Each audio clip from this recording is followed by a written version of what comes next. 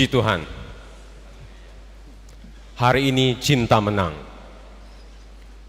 Puji Tuhan, hari ini manusia, kita semua menang. Hari ini Anda, saya, dan keluarga kita semua menang dan punya harapan.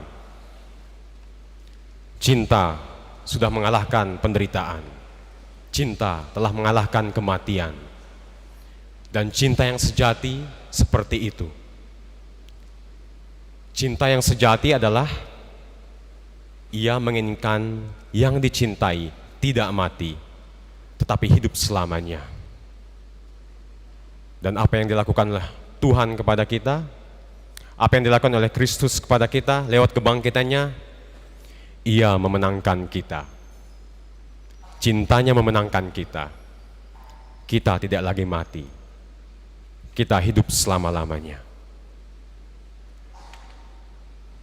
Tetapi kita tahu bagaimana alur ceritanya.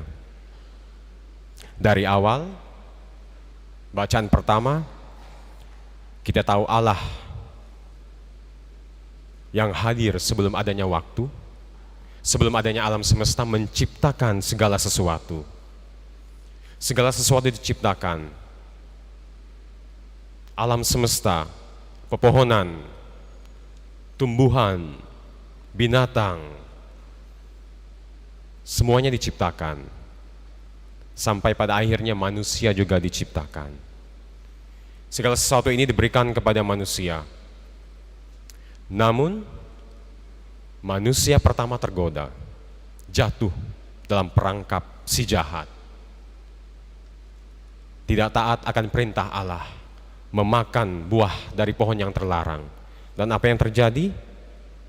Manusia pertama sembunyi, takut, jatuh dalam dosa.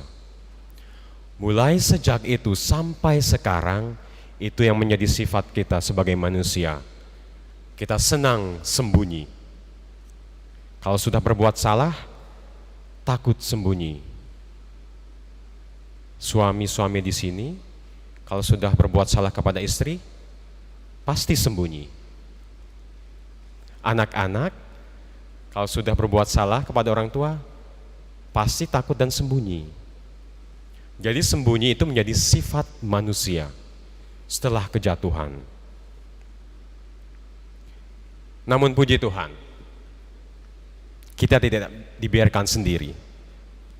Meskipun dosa dan efeknya itu sangat-sangat serius. Kita sembunyi, takut melihat Allah, dan kemudian kita diusir dari Taman Firdaus. Dosa serius, efeknya serius. Kita menderita, kita mati. Tetapi puji Tuhan, manusia yang jatuh dalam dosa dan suka sembunyi, ditolong oleh Allah yang tidak sembunyi, yang berani menampakkan wajahnya, yang berani mencari kita, yang takut dan sembunyi. Allah kita adalah Allah yang mencari dan sampai kita didapatkan. Allah kita tidak mau satu pun dari kita hilang. Ia menjadi manusia sebagai seorang bayi. Ia menderita sama seperti kita, kecuali dalam hal dosa. Dan lewat penderitaannya di kayu salib, ia menang untuk kita. Dan disitulah kabar baiknya. Allah sudah menemukan kita. Kita yang sembunyi, takut karena dosa, kasih Allah di kayu salib sudah memenangkan kita. Kita sudah ditemukan. Apa yang kita alami juga dialami oleh Allah Putra. Penderitaan, kematian, efek dari dosa. Tetapi karena kuasa kasih Allah di kayu salib, apa yang dialami oleh Kristus akan kita alami juga. Kebangkitan, kehidupan kekal. Kita sudah dimenangkan. Cinta memenangkan kita.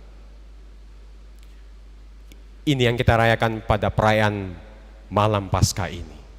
kemenangan cinta.